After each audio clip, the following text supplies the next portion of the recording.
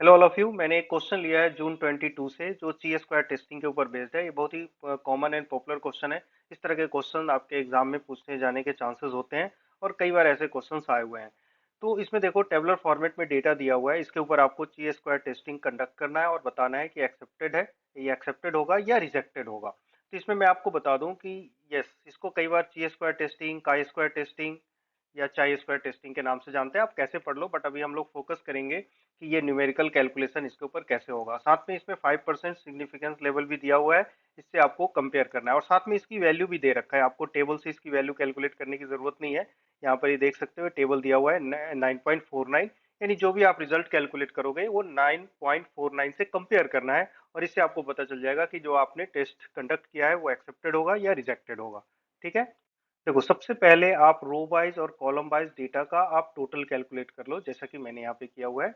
ये देखिए, ये फर्स्ट कॉलम का सम, सेकंड कॉलम का सम, थर्ड कॉलम का सम, ये टोटल आपको कर लेना चाहिए। कई बार क्वेश्चन पेपर में टोटल मेंशन होता है, तो ठीक है, करने की जरूरत नहीं है।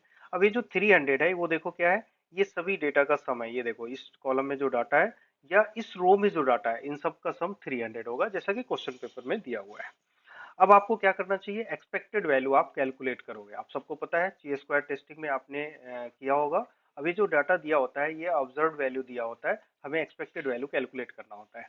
तो एक एक एलिमेंट का, जितने भी एलिमेंट है इन सब के लिए कैलकुलेट करना है। अब देखिए 30 के लिए मैं कैलकुलेट करने जा रहा हूँ, तो इसका एक मैं नेम राइट कर लेता हूँ, E11। E11 का मतलब है row number 1 and column number 1, यानी फर्स्ट पोजीशन। मैट्रिक्स की तरह, जैसे आपने मैट्रिक्स में किया हुआ है, इसी तरह से इसका एक पोजीशन आप डिफाइन कर लो। ठीक है, देखो फॉर्मूला याद रखने के बजाय आप प्रोसेस पे फोकस करो, आप बिल्कुल इस क्वेश्चन को सॉल्व कर सकते हो। आप फॉर्मूला तो इसको देखोगे तो बहुत ज्यादा आपको कॉम्प्लेक्स लगेगा, आप याद भी नहीं कर पाओगे, उसमें एक पॉइंट में मिस हो गया तो फिर प्रॉब्लम हो जाएगी। तो इससे अच्छा है कि आप प्रोसेस पे ज्यादा फोकस कीजिए। E11 का मतलब है ये इस डेटा के लिए कैलकुलेट कर लो, तो आप ये चेक करो कि इसका रो का टोटल क्या है। 80 है, इसको हम लोग मल्टीप्लाई करेंगे।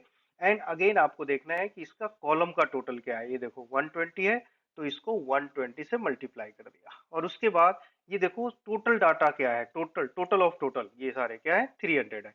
तो 300 से आपको इसको डिवाइड कर लेना है। अब इसको आप कैलकुलेट कर लो, देखो क्या आ रहा है, ये आप कैलकुलेट कर सकते हैं। यस, इस तरह से ये 4 टाइम क्या आएगा, ये 32 आएगा, राइट। तो इस तरह से आप E12 का भी आप निकालो। देखो E12 का मतलब क्या है, इस वाले एलिमेंट के लिए आप कैलकुलेट करने जा रहे हो। तो इसी तरह देखो इसका रो का टोटल क्या होगा, 80 मल्टीप्लाई, और इसके कॉलम का टोटल क्या है, 60 और डिवाइड बाई क्या होगा, डिवाइड बाई 300। ये देखिए कैलकुलेट कीजिए, ये 3 2 टाइम, ये क्या हो जाएगा 16।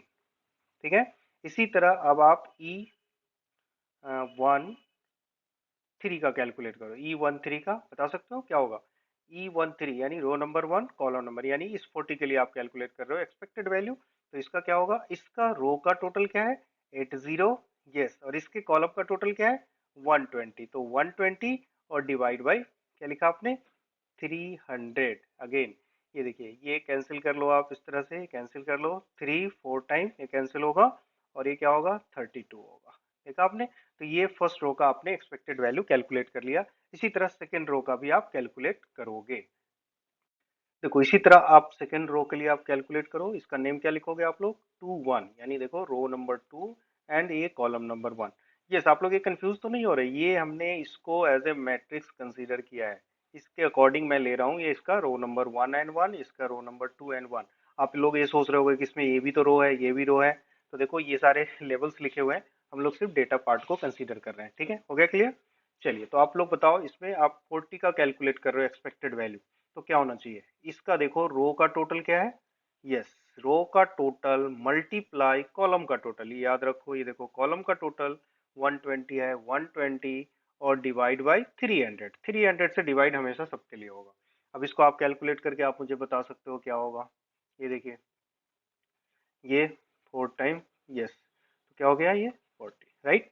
इसी तरह E2 एंड 2, इसका कैलकुलेट करो आप लोग, इसका क्या होगा बताइए। देखो यानी इस एलिमेंट के लिए आप कैलकुलेट कर रहे हो टू टू पोजीशन, तो इसका रो नंबर, इसका रो का टोटल क्या होगा, 100 होगा, ऑफ कोर्स 100 होगा। मल्टीप्लाई इसके कॉलम का टोटल क्या होगा, ये 60 होगा, और ये देखिए 300। अब इसको भी आप कैलकुलेट कर सकते हो इसी तरह। ये क्या आएगा इसका, 20, यानी इसका आपने कैलकुलेट कर लिया 20। यस, कैलकुलेटर अलाउड है, वहाँ कैलकुलेटर का भी यूज कर सकते हो, बट ये सिंपल कैलकुलेशन है, ये डायरेक्ट किया जा सकता है विदाउट कैलकुलेटर। ये देखो 2 3 का आप लोग बताओ, 2 3 का मतलब क्या होगा? 2 3 का मतलब है इस वाले एलिमेंट के लिए आप कैलकुलेट कर रहे हो, तो ये क्या होना चाहिए? इसका रो का टोटल, ये हमेशा याद रखिए, रो का टोटल एंड ये कॉलम का total 120 and divide by 300। Again इसी तरह कैलकुलेट कर लिया, ये क्या होगा? 40, यानी इसका 40 आपने कैलकुलेट कर लिया। ठीक है, समझ में आ रहा है? यस, तो ये आपने निकाले। अब इसी तरह देखो, अब मैं E31 इसका कैलकुलेट करने जा रहा हूँ, इस वाले एलिमेंट का। तो आप लोग बता सकते हो, इसका रो नंबर क्या है, रो का टोटल क्या है? 120। 120 मल्टीप्लाई कॉलम का टोटल क्या है इसका? 120, यही है, और डिवाइड बाई 300। Yes, good. अब आप कर सकते हो, इसको कैलकुलेट करो। ये देखिए, ये मैंने इससे ये कैलकुलेट कर लिया, 3 4 टाइम क्या होगा ये? 48। यस, 48। इसी तरह E32 का बताओ आप लोग, E32 का, यानी इसके लिए कैलकुलेट कर रहे हो, क्या होना चाहिए? इसका रो का टोटल 120 मल्टीप्लाई कॉलम का टोटल क्या होगा इसका? 60, ये देखो 60, और ये 300। यस, ये कैंसिल, ये कैंसिल करो, और 3 2 जा 2 टाइम, तो क्या होना चाहिए? 24 होना चाहिए। देखो ये भी आपने कैलकुलेट कर लिया। उसके बाद अब आप E33, ये लास्ट है, इसका भी कैलकुलेट करो, क्या होना चाहिए इसमें? ये देखो, इस एलिमेंट के लिए कैलकुलेट कर रहे हो, तो इसका रो का टोटल क्या है? 120, एंड कॉलम का टोटल क्या है? 120। Yes, 120 multiply 120 divide by 300। ये कैंसिल किया, 0 ये कैंसिल किया, 3 4 टाइम, और ये क्या होगा? 48। देखा आपने? तो इस तरह से आप कैलकुलेट कर लो, सबकी एक्सपेक्टेड वैल्यू आपने कैलकुलेट कर लिया। ठीक है, देखो ची स्क्वायर वैल्यू आपको कैलकुलेट करना है यहाँ पर हर एक एलिमेंट्स के लिए। मैं इसका फॉर्मूला बता देता हूँ किस तरह से कैलकुलेट करोगे। इसका फॉर्मूला होता है observed value minus expected value divided by E expected value, और इसका होल स्क्वायर, इस तरह से।